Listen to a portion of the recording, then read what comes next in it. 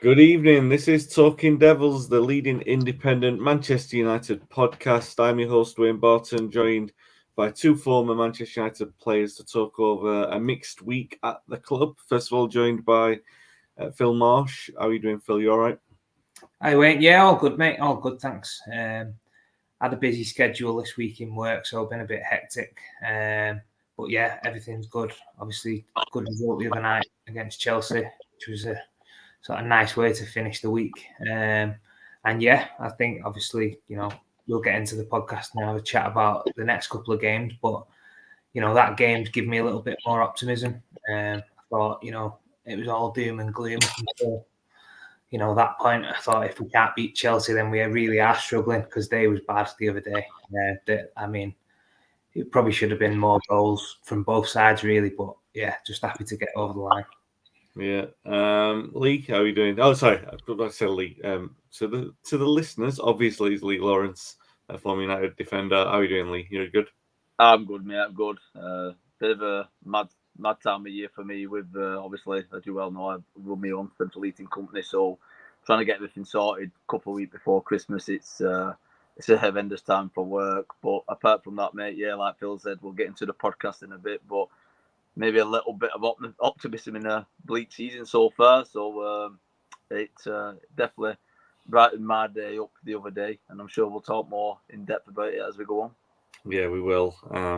You guys will be very heartened to know that it might well be optimistic, but I'm going to be here to strike a dagger in the hearts towards the end. So to bring the mood right down, I've got a couple of conversation points, unfortunately. But yeah, I mean, I don't want to talk about Newcastle. We talked about that on Monday's podcast with Paul. We talk about Chelsea. United won 2-1. Dave, who usually does the Monday podcast, he put out, I think it was on his Facebook actually, he said, it's the only game I've seen ever which either side could have won 4-1 and the other side couldn't have complained. I think United might have had a few more grumbles because they had 18 shots in the first half. I think they ended with 28 in the end. Ridiculous amount of shots and good opportunities in the first half as well. McTominay scored to make it 1-0, and then they equalised, obviously. You just thought, that's United. Just they let him off the hook, and you worried about what was going to happen in the second half. McTominay had that chance to score a second goal twice, the header and then the follow-up shot, and then there were other shots as well, other chances. Oyland had one dragged across. He's still looking for his first Premier League goal, a few others as well. And generally, though, the reaction to the Newcastle game was visible in the fact that you dropped Rashford, you dropped Martial, and then you've seen this increase in endeavour, really, and energy throughout the team. And I don't like saying that because I think I'm one of Marcus's biggest fans, but obviously the drop off this season has been quite pronounced, and there's no hiding place in that Newcastle performance. But I mean, yeah, we're not going to talk about that. We'll talk about Chelsea and the response from that. Obviously Garnacho's in from the start. Højlund was in from the start, and Anthony started. And one of Anthony's best, I'm not saying Anthony was particularly brilliant, but he's definitely his best performance of the season. And United needed that. They needed that kind of energetic press from the front six players, and they got it. Probably Amrabat's best game for us as well, and a good time to get it. Phil, I'll come to you first. Obviously, then we score in the second half. Garnacho with the cross. McTominay heads it in. And then I think McTominay had a chance straight after to make it a hat-trick. But, I mean, he's come up a clutch player this season. That's twice he scored 2 goals in wins. I think that he's at 6 or 7 for the season already. A really, really strong start to the season. And I guess you could talk about McTominay on his own, so I'll leave that for a little bit later. But in terms of the performance and the win, what did you make of what we saw the other night? Yeah, I think you hit the nail on the head, really, Wayne, with the sort of comparison to the Newcastle game. Obviously, we don't want to talk about that too much, but I just think the energy level and the effort and just sort of the overall sort of way they went about the game was miles better.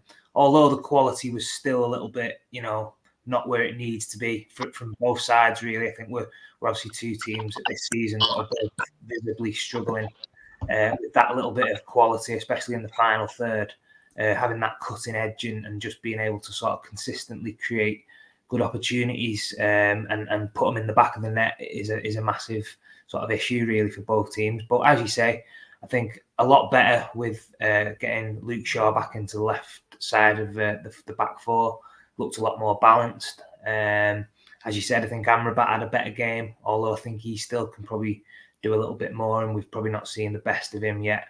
But as you say, just the pressing at the front, I think we made Chelsea make so many mistakes, just not through really good play or anything. It was just from getting in the faces and putting people under pressure. I think I counted at one point the goalkeeper for Chelsea had made like 3 or 4 really poor kicks, and that was down to us putting pressure on him and not having options available. He was still trying to play out. So sometimes just by working hard and sort of putting that back four of the opposition under pressure, you can create chances and opportunities from that, which is what we've not done enough of this season. And I think that's been visible for many people to see in previous weeks and games, that certain players and the body language and the effort and the work rate just hasn't been there. And I think the other night was a massive game in terms of just giving the fans confidence that we can see the team put in a shift, put in a performance. As I said, we can play a lot better. The sort of quality of some of the play wasn't quite there, and there was a lot of misplaced passes and bad decision making and some poor finishing at times. But I think overall, you come away from that game and you look at it and you think, we've worked our socks off. We've won the game. Yeah, we could probably improve in a lot of areas, but it's a good foundation now to kick on and sort of move forward with these next few games that are obviously going to be a bit of a defining moment really for me with not just the season. I think obviously for the manager, he's been under a lot of pressure. I think these next 3 games now, if you can come out of these with maybe 4 points in the league and get a result against Bayern, then again the season sort of looks a little bit more rosy from where it has been. Very strong winner. Good points made there. Obviously, we're going to talk about Bournemouth and Bayern and Liverpool as we move on. Lee, United needed that on the other night, didn't they? And Ten Hag needed it as well. That kind of performance. Can you hear me, mate? Yeah. Yeah. Sorry, mate. It's just come on. I thought it was on mute. Then sorry about that, mate. Matt, I agree with more or less everything Phil just said. Then for me, the key thing playing like we was the other day compared to how we have been playing, and I wrote it down here, is we attack with pace and purpose, which we've not seen to do for a hell of a long time. It's not hard just to work hard without running the risk of keep going over the same thing on the podcast. You can forgive poor performances. You can people go through a lack of confidence and a lack of form. You can't forgive a lack of effort. The main thing for me was it put a starting 11 out what really dug in, pressed, like Phil said, pressed from the start, closed down well, worked hard on and off the ball, and it's not hard to do, and it's all about keeping the fans on side. As long as you can keep the fans on side, if you're going through a poor spell. But in mind, our poor spell, we're still joint 5th in the league. I don't know how. Well, I mean, we're 6th, but we're joint 5th on points with Tottenham, who's supposed to be one of the best seasons they've ever had. We were above Newcastle. We're 3 points off City. And look at what we've been doing all season. It's so even though we're playing really poorly, we're still grinding results out. Obviously, it shows that in the league table where we are. The other thing I'm not sure with Phil when he said I think we could do better. I don't think personally, with what I've seen this season with the team, what we put out, and the team what we've got available to us, that we can do much better. If I'm being honest, as in quality wise, I don't think that we've got the quality in what we've got available for us at the moment to put in a much better performance than we did do against Chelsea. And like I say, it was just an absolute crazy game. Could have been 4-5-1 either way. But with all we can ask for is what they did. Try the best, run hard on and off the ball, and try and get a result. And that's what we did. And at the end of it, I was pleased with how we did and how we performed. Yeah, what do you make of McTominay then? Because this is a player who he's been much maligned over a long period of time, and even points last season, Ten Hag tried him in defensive midfield, and I think he quickly discovered that it's not the best area for Scott to play in, not his best skill set. He isn't really fit to play there. Ole trusted him there, but he's obviously things about his positional discipline, and that we saw against Newcastle really that I won't say cost us, but he gets dragged to the ball when other players aren't doing their job, and that can cost us. But obviously, there are things about him that, maybe he's not the most skillful, maybe he's not the most talented in the natural sense of the word, but him staying at the club in the summer has probably resulted as getting maybe another 8 or 9 points that we wouldn't have had, thanks to not just the goals, but his endeavour really, and his desire to get on the end of those crosses, and getting those kind of situations, his desperation to win games for Manchester United. And Lee, it seems like an obvious point, but it's something that is sometimes lost, because some people will say it's a gimmick, right? They'll say, "Oh, United's like youth team kind of thing," but that McTominay's difference this season, the things that McTominay's brought in a positive way, has probably been that manifestation of what that United youth spirit is all about, isn't it? That's what you've seen on the pitch with him. Yeah, exactly, mate. Exactly, you took the words out of my mouth. I was just going to say he grew up at the club. He's got the right attitude. He's had the best coaches. Probably had the same coaches me and Phil had, or a lot of the same coaches we had. He'd had the same thing drummed into him week in, week out about the club. But what it means to wear the shirt and represent the badge. So even if he's not, more skillful, which, let's be honest, we all know he's not our best player in the world. We all know he's not technically as good as other players that we've got, but he will always give you that effort, and he'll always give you that determination. For me, at the minute, he's undroppable, and I'm not saying that as a fact that I think he's good enough to take us on and to win a Premier League or anything along that line, because I don't think he is. But as an attitude-wise, and as someone who'll give you 100% every time he's on the pitch, even if he's having a bad game, he's not going to throw a strop. He's not going to, put his hands up and look at other people and try and blame other people. And give me 11 players like that every game, as opposed to, and I don't want to call Marcus Rashford because, again, he's one of our own. He's in bad form again, but his attitude seems to be slipping. For me, Martial is why we're still messing around with Martial. I don't know it, but you could give me 11 people like McTominay with that attitude on the pitch every day. Then apparently these world-class players who just don't seem like they want to put a shift in. They don't want to play for the club. They don't want to work out for themselves and the teammates.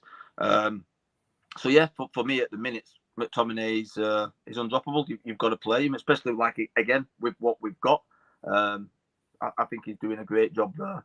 If it wasn't for him, like I say, with 7-8 goals down, probably results down. And it's been a great turnaround, because I'm sure, like many, I was probably thinking it would have been better for him to move on last summer.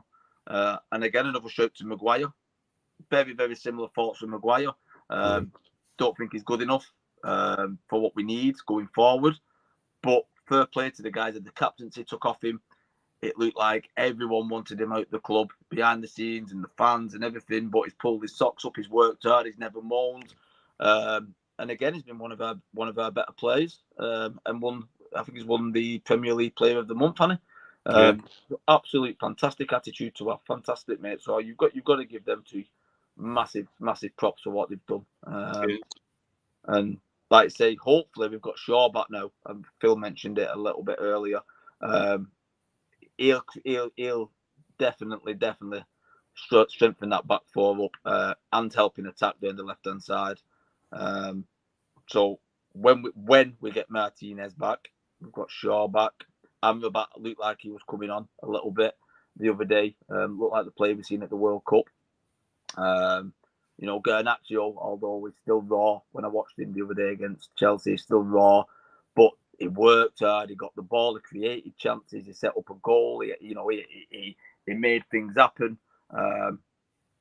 We could hopefully, if we get these players back and we start gelling, we could hopefully have a decent second half of the season. Yeah, I hope so. A couple of comments in here. Dan says, "Evening, chaps and Dave. Evening, Dan. Hope you're all right. Nice to see you from 40, 50, 60 odds distance the other night. Hope to see you tomorrow, hopefully. And Dave says Luke Shaw will be essential to our season going forward. No surprise that Garnacho's game has gone up a level since Shaw's come back. Keith left hand side. Yeah, the balance is obviously crucial. Reguilon was all right when he came on the other night as well. Phil, a note on McTominay. I guess me and Lee have stolen all the good buzz phrases, but what do you make of McTominay's contribution of late? No, I think he's been brilliant this year. I think playing him in that little bit more of an advanced role has definitely suited him, and I think we've definitely seen the best of him.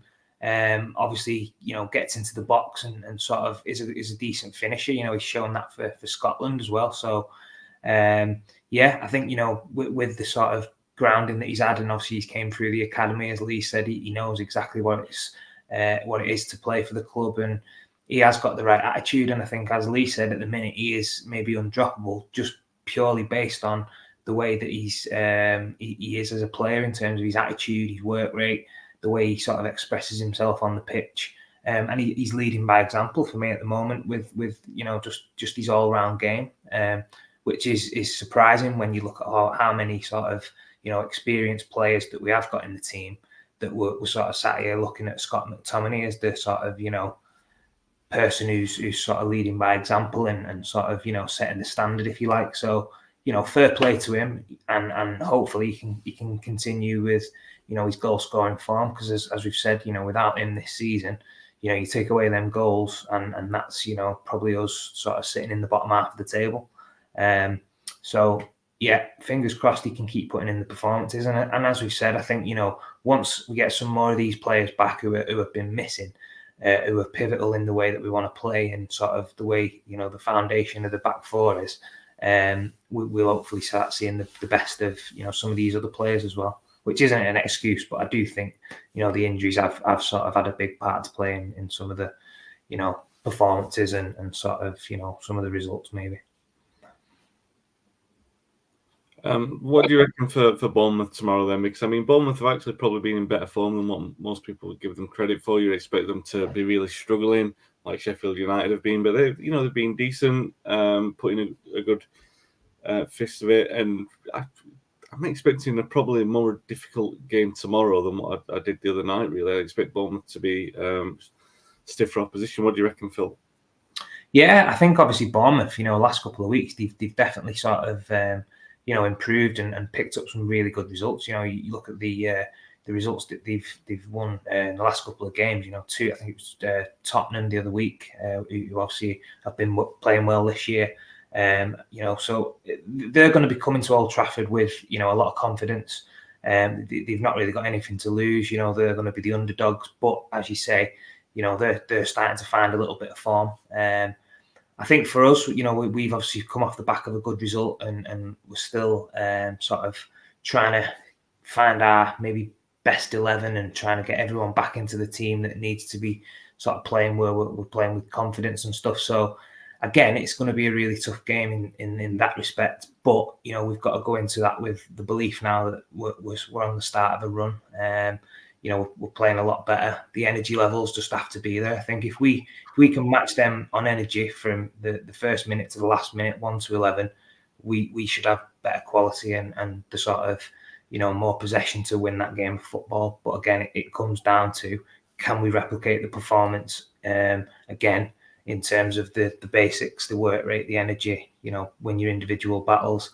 I think that's where we're at this moment in time. We're not at a level where we can just turn up and expect to beat someone like Bournemouth at home, because we've seen it time and time again this year. If you're not on your game and you turn up with the attitude thinking that, you just have to turn up and the game of football takes care of itself, that's far from the case. And we've seen loads of upsets this year. And as I say, every game in the Premier League is a massive ask, a massive game. But I am confident now that we've sort of turned a little bit of a corner. I think the manager was brilliant the other night in dropping Rashford and Marshall. It was a big decision, bold decision, but it had to be done. It had to be made after the Newcastle performances were just totally unacceptable. And hopefully now these lads that have come in, can keep the shirt and keep that momentum going into the next couple of games. Because as I say, these next 3 games now are going to be a really pivotal part of the season in terms of where we are just before Christmas in the Premier League, and obviously we are going to need a result obviously against Bayern to progress, and hopefully the other result goes our way. But yeah, I'm quietly confident. I think we've sort of with the players we've got available at this moment in time, we're sort of looking okay. And as we say, when some of the players come back, the sort of second half of the season will hopefully be a lot more consistent and a lot better than we've shown this first half of the season. Yeah. Good points there, Phil. We'll come to you, Lee. I've just seen a lot of frustrated hate for Angeball in the comments from Dan and Dave there. I have a lot of sympathy for Spurs. I'd say a lot of sympathy. They're getting a lot of criticism at the moment. It's the same kind of thing that we were going through. Well, we're still going through it with the injury crisis and everything like that. I think he's done a good job down there so far, and I like the sort of standards that he's setting. We'll see how it turns out. But I mean, the point is they face nowhere near the same kind of criticism as what United have done. You're not seeing Ange getting ready to get sacked, and Ten Hag still got more credit in the bank than him because he at least won a trophy and got into the Champions League. Lee, I guess though that's the kind of point, isn't it? I mean, United in this position, it's not about Chelsea in a way, because Chelsea takes care of itself. They're going to come to Old Trafford. Some of the players will be looking at it thinking they're in a bit of disarray. There's an opportunity to get a good result there, and they were definitely turned on for that game because they had all those chances, and they did everything that we want to see from a Ten Hag team. That was a quintessential Ten Hag performance, if you like. You want to see his teams play like that, but it's not about just turning it on against Chelsea. You've got to turn it on against Bournemouth, and this isn't a game by game Chelsea against Bournemouth kind of thing. This is part of that cultural reset, isn't it, United? And so it's not Bournemouth, it's the bigger picture, really. And that's what a lot of us are going to be looking to see tomorrow is, are we going to get that same kind of performance? I'm not far off with the way that I'm looking at that, am I? No, not at all, mate. I'm banking on Ten Hag staying brave and literally picking the same side. Obviously, apart from Lindelof, because I believe Lindelof's took a knock, hasn't he? But the fundamental of what he did, for me, I would play all them lads again. They've obviously got the confidence now of the performance and the win against Chelsea.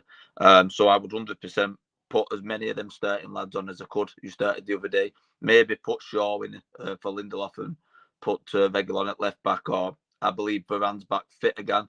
Whether it has been a fitness issue or something, we're unaware of, I'm not sure. But apart from that, I would definitely keep the same starting 11. Tell them to do exactly the same thing as they did. Don't be scared. Go for it. Play with pride, play with pace, play with passion, and let's get that mentality back that Man United should have.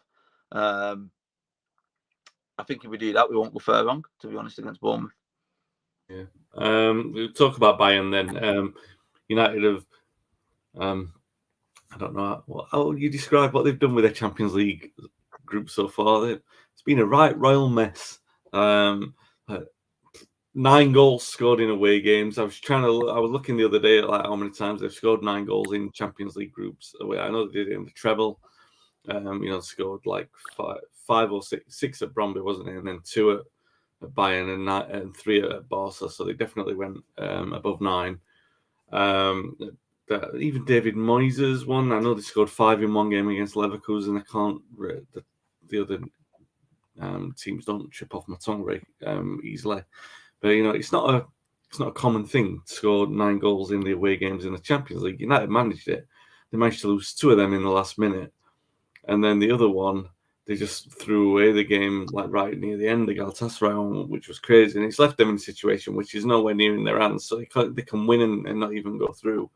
If one of the other teams, if Galatasaray or Copenhagen win the other game, which you'd probably expect that someone is going to do that. You've got to prepare for it. So United, in one respect, looking down the barrel of a Europa League campaign again if they get a decent result against Bayern. But that's still presuming that. Lee, it's such a crazy thing. She would talk about the league and where United are in the league, and I think that's probably representative of a poor league. And even in the Champions League, when we were at Bayern, you're just thinking if we had a couple of those players back, like if they were fit and they were ready to play in this game, we don't look a million miles away from them. I don't know if that's like United lulling you in, or if it's like this thing that we've talked about on the podcast before, where they always seem to play to the level of the opposition. But they didn't look a million miles away from Bayern. But then you see them against Copenhagen away, and you see them against Galatasaray away, the way that we defended in particular, and you think they're not even good enough to win the Europa League. What conclusions have you drawn from this Champions League campaign, and what do you reckon is going to happen against Bayern? I've drawn no conclusions, mate. If I'm being perfectly honest with you, because it's the United this season, whether it been in the Premier League or in particular in the Champions League, it blows my mind. You know, before they got the man sent off against Copenhagen, we was comfortable. We've looked comfortable in quite a lot of the matches, if I'm being honest. But we're really, really, really good at messing the lead up and giving away goals. And the discipline has been way off, especially in the Champions League, way off for my liking. And like I say, I don't even think it's been a lack of quality. I think it's been more a lack of discipline and maybe a lack of belief that, you know, we can take the lead and keep hold of the lead. That comes out to two things. Again, could it be an attitude thing? Could it be the managers getting things wrong within that group of games that we've had, and the choices and the formations? I'm not sure. Have we not put the lads out to secure a win? It's just I can't draw any conclusions for it because it's just been absolutely mental. It's been a mental season, an absolute mental season, in both the Premier League and the Champions League. As it stands, we could play Bayern and we could turn them over and we could qualify, which again is mental to think of with the results we've had and where we lie in the table. Conclusion wise, mate, I can't draw a conclusion on it. I don't know if it's going to go against Bayern. I don't think that we'll get a result. I don't think we'll qualify. I don't know if I really want to qualify for the Europa League. I'm not sure if I want that this season or not. Or would it be better to concentrate on the Premier League more? It's just one of them. It's just one of them. But as for the Champions League, the only thing I can say is I don't think we've been as poor as the results have made out. Yeah, no, that's a fair point. Phil, like Lee said, I was a little bit unfair to Lee asking him to give me a conclusion to that. To the 5 games that we've seen in the Champions League, like, oh, what do you think? When really it's like Dan said in the comments, it's a series of unfortunate events. Psychologists will be studying that Champions League 5 games for years, see what, the mentality of throwing away the goals, the leads that we've had, and the coming back into games only to throw the position away. And it really, all that points to is a squad that's getting to know each other and they don't have the experience of playing at that level. That's what that is. That's what you're seeing on the pitch, that they just don't have the experience to deal with that sort of thing. It is all about experience of A, playing together, and B, playing together at that level.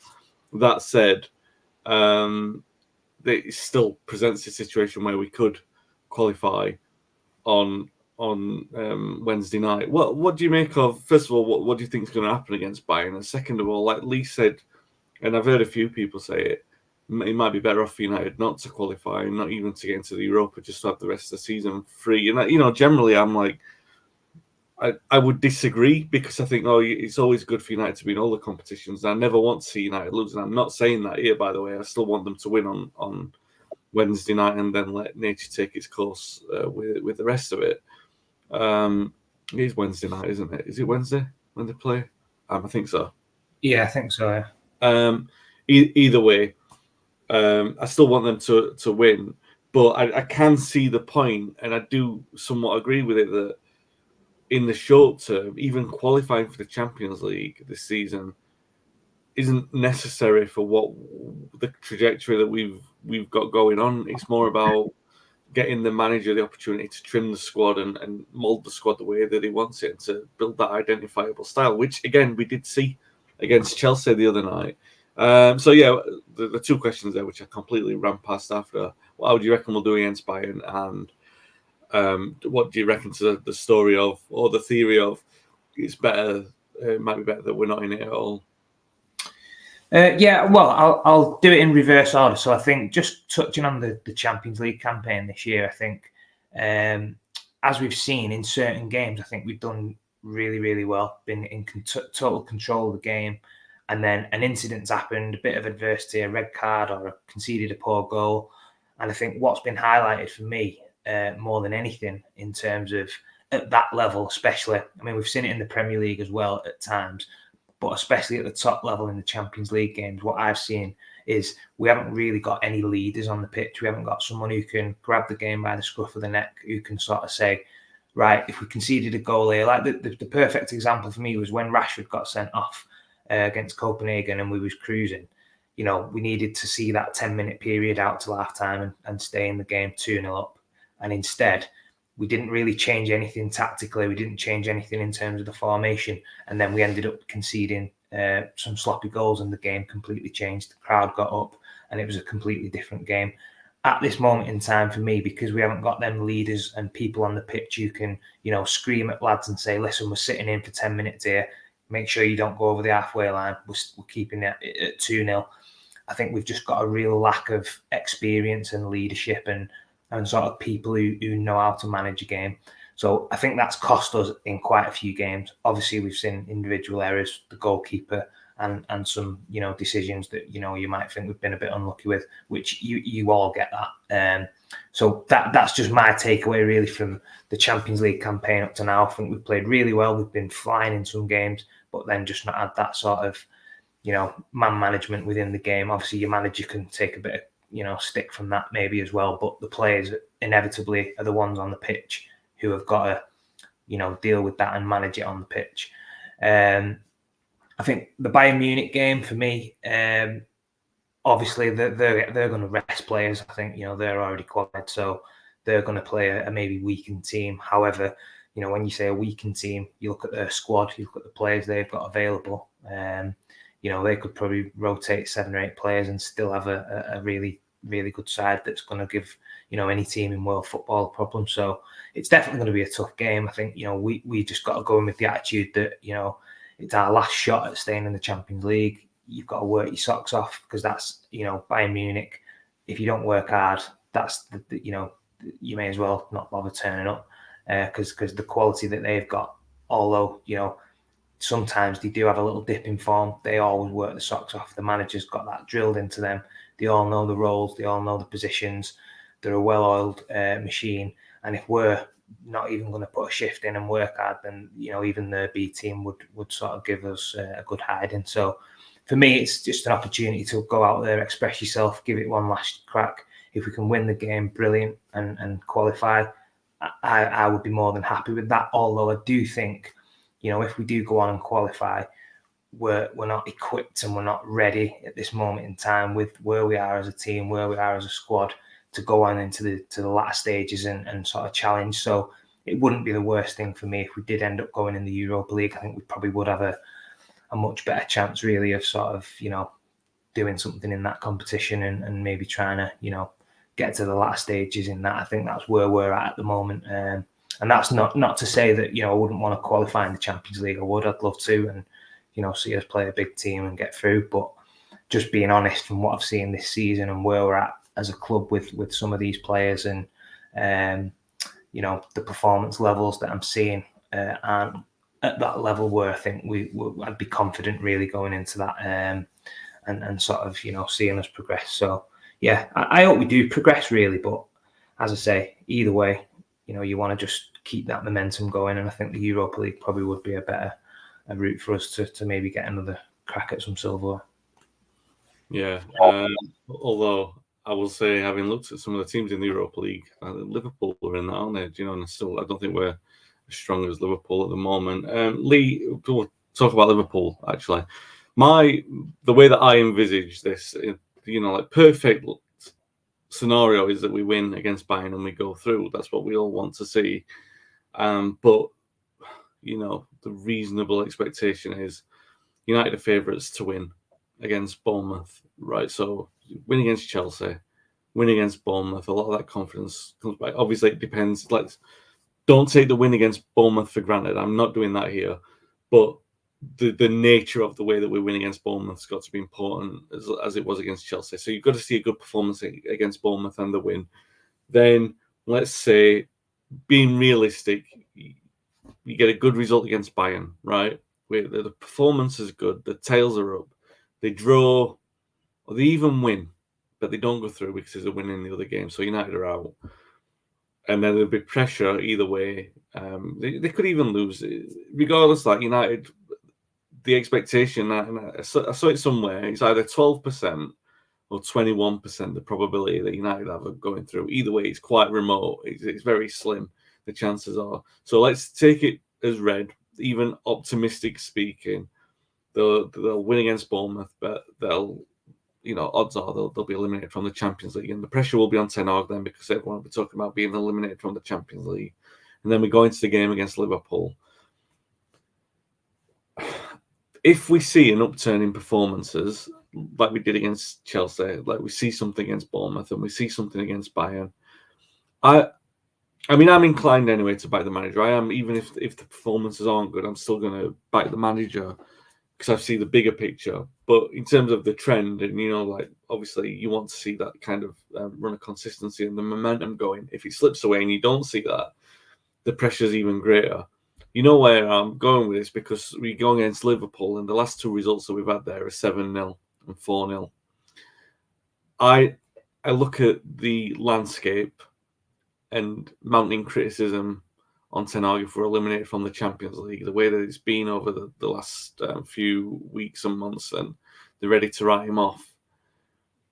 And Liverpool are in a good run of form at the moment. They are looking like they're purring a little bit, and they could easily turn it on against us, and we could easily be vulnerable enough to concede a few goals. I don't want to be asking you, Lee, really. It's a bad question to ask you that do you expect we're going to lose by 3 or more goals? The point is, the longer point I'm making is, do you think that if we do, Ten Hag is positioned safe enough to sort of survive that kind of beating? Good question. Good question, mate.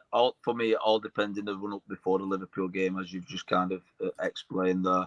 If we struggle against Bournemouth at the weekend, if we struggle against Bayern Munich, and then we get a good hiding, regardless, I don't think, I don't think the club will persevere if that happens. I think if we carry on playing like we did against Chelsea, against Bournemouth, with that work ethic, and we get a result, and we get a draw or maybe a win against Bayern, and don't qualify, and then go away at Liverpool. Bear in mind, Liverpool, let's be honest, we've got to be honest with each other here. Liverpool are a better side than us at the moment. The better squad. They've got better players, more technically gifted players, and they look more of a rounded team than us. So, personally, on a personal point of view, I'm not overly confident that we're going to, it's away at Liverpool too, isn't it? So I'm not massively confident at getting any kind of result. But I believe if we get a good run up towards Liverpool, and we can put in performances and build a bit of confidence, I'm hoping that we don't get a hiding, if I'm being honest. And as long as I think if we can stay competitive in the game, and show that, again, like I said earlier, keep the fans on side with the work ethic and doing what we're supposed to do and keeping the fundamentals right, I think Ten Hag's kind of safe. Personally, I wouldn't get rid of Ten Hag anyway. I don't think a lot of what's gone on this season is anything to do with him. I think he got brought in to discipline the team. It's going to be hard to discipline this current group of players that we've got. I think he's done that well, if I'm being honest. I think he's been no nonsense. As you've seen with the Sancho situation, I think he's playing players on merit now, i.e. Maguire, McTominay, and players like that. And I don't think, like I say, go back to last season, he did a great job. I don't think he's, as a manager, he's doing a bad job, and I definitely don't think it's the answer to go and get someone else with the current crop of players that we've got. Again, I said it a couple of weeks ago on the podcast. I think everything comes from the top at the moment. I think until we get a big change at the top, nothing really on the pitch, manager-wise or players-wise or performance-wise or where we are in the league is going to change. And bringing in a new manager, it's not going to it's not going to create any differential there for me. So again, Liverpool, it all depends on for me the 2 games before that, and I know we do before that. If we lose to Bournemouth, if we get an hiding off Bayern, and then we go to Liverpool and get turned over, it's not my opinion, but I've got a feeling he'll be under a lot of scrutiny, and it's a strong possibility that it could go. See, told you, lads. Told you I'd bring the mood down. Phil, there you go. Struggle to beat Bournemouth. Struggle against Bayern. Battered against Liverpool.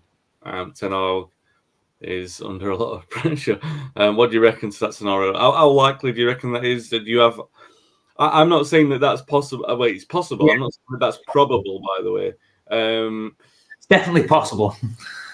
It's definitely possible from what we've seen this year. However, I do have a little bit more optimism after the performance and the team selection that he picked the other day against Chelsea. Obviously, just the basics of football, really. Putting a shift in, doing things at a pace, being aggressive, and I think when you play a game of football, if you do that from 1 to 11, you're not going to go far wrong, regardless of quality on the pitch. It's 11 men v 11 men. You win your individual battles, you work hard, you put a shift in. The sort of little bit of extra is what will determine the game. I'm hopeful that we can get a result against Bournemouth, although we've got hopeful before in the season when we've had a good performance and then we've sort of fell flat on our face. But as I said, I think Bournemouth, we can get a win there. The Bayern game, regardless of what happens in the Bayern game, I think that's maybe just it is what it is. If we get a result, great, and we go through.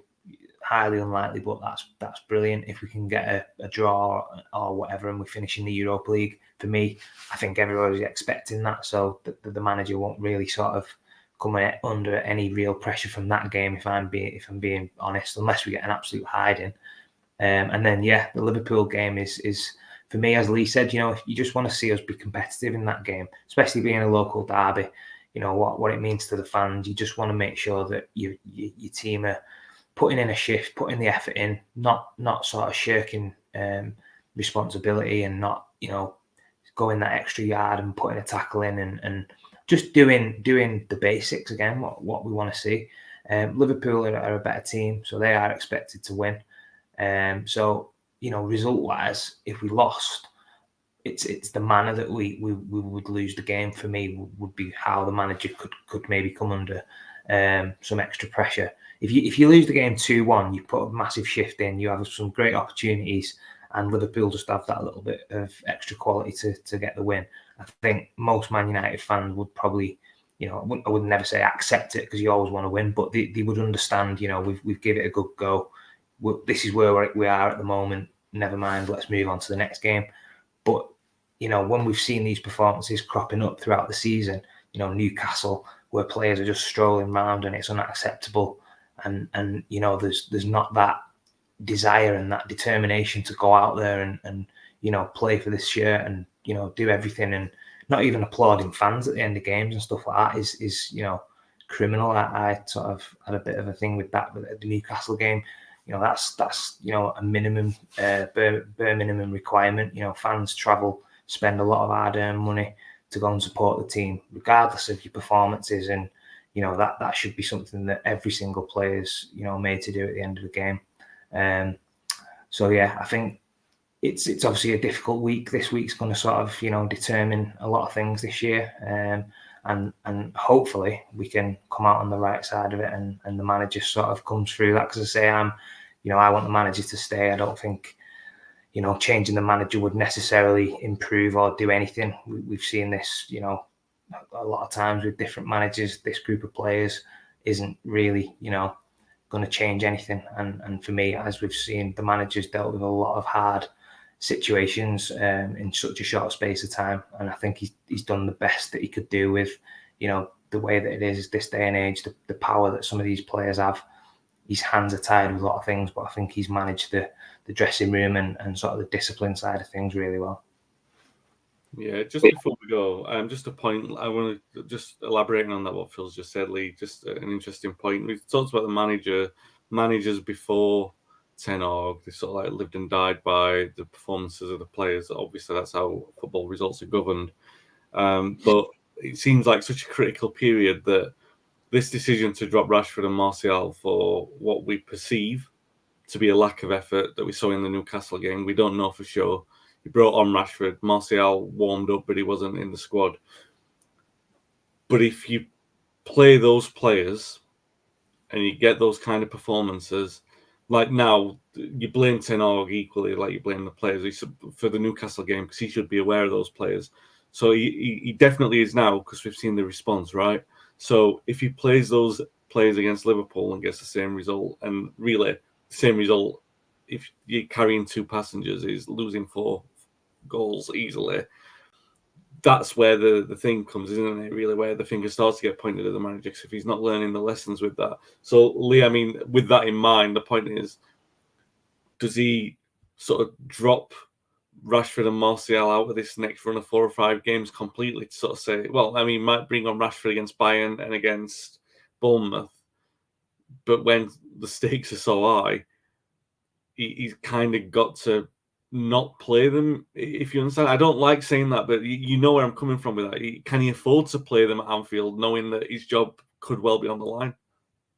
Like I said earlier, when going back to the Bournemouth game, you've got to play the same players as what played against Chelsea. You've got to play players what are in form. It's up to now. It's now up to, forget about Martial. I don't even want to talk about Martial, if I'm being honest. He wouldn't get on my bench, if I'm being honest. Rashford on the other hand, it's up to Rashford now to play. We all know Rashford when he's on form. Look at him last season. Was it 30 plus goals last season? He's not a bad player. You don't turn into a bad player overnight. I think Rashford's problem a lot of the time is confidence, and I think when his confidence goes down, he looks for excuses instead of running hard and trying to get himself back in form and back in the team. That's an attitude thing too. So I wouldn't dismiss Rashford, but I would definitely agree with what Ten Hag's done and benched him. I benched him for the Bournemouth game. It's up to Garnacho now to keep his place in the side, keep doing what he's doing. And it's up to Rashford to, when he gets maybe his 10, 15, 20 minutes at the end, to make a case and show the manager that he's ready to turn his attitude around on the pitch and off the pitch. And if he can, and it's great to have great competition. It's a good thing that we've got that squad depth now, that we've got the competition. But for me, definitely dropping for the Bournemouth game. See how the lads do and go off performances. All you can do is go off performances week in, week out. And how are you doing on the pitch when you're playing? How are you doing in training? How the attitude is in training? And take it from there. But the only other thing I was thinking of too, which I was going to bring up before the podcast ended, is if you remember back to the Sir Alex Ferguson days, he used to change formations a lot of the time, going back to who we played against or personnel against who we played against. Would it be a good to think about going even against Liverpool, maybe knocking a 3-5-2 out and going, with a back 3 and playing more defensive plays? If and I'm not saying this is what I would do, I was just thinking out loud.